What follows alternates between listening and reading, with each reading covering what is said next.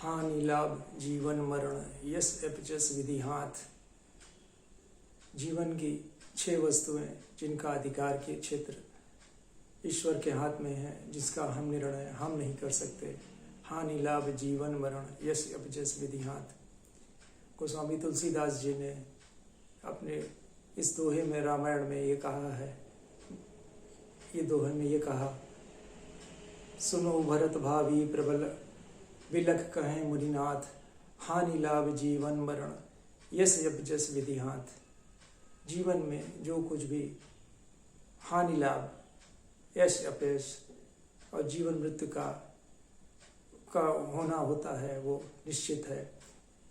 इसीलिए हमें जीवन में कभी ये दुखित नहीं होना चाहिए कि हमने ये कार्य तो सही किया था लेकिन हमें इससे कोई लाभ नहीं हुआ।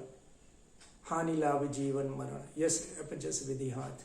जीवन और मृत्यु कोई हमारा प्रिय जब हमारे जीवन से चला जाता है तो हम बड़े दुखित होते हैं और ये सोचते कि ये कष्ट हमको क्यों मिला।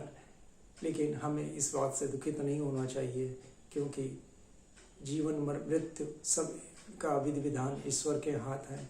या हम कोई कार्य करते हैं जिससे हमको अपयश मिलता है, या हमने जो जानबूझ करके किसी कार्य को नहीं किया उससे अपयश हमें मिलता, तो उससे हमें दुखित नहीं होना चाहिए।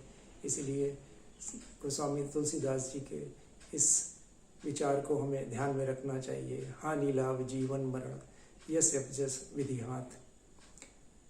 इस तरह के मैं आपको तमाम कई महापुरुषों के भविष्य में विचार सुनाता रहूँगा। अगर आपको मेरा ये विचार पसंद आया हो तो मेरे इस चैनल को सब्सक्राइब करेंगे, जिससे भविष्य में मेरे द्वारा और भी महापुरुषों के विषय में कही हुई बातों का संज्ञान आप स्वतः ही आपके पास पहुंच जाएगा।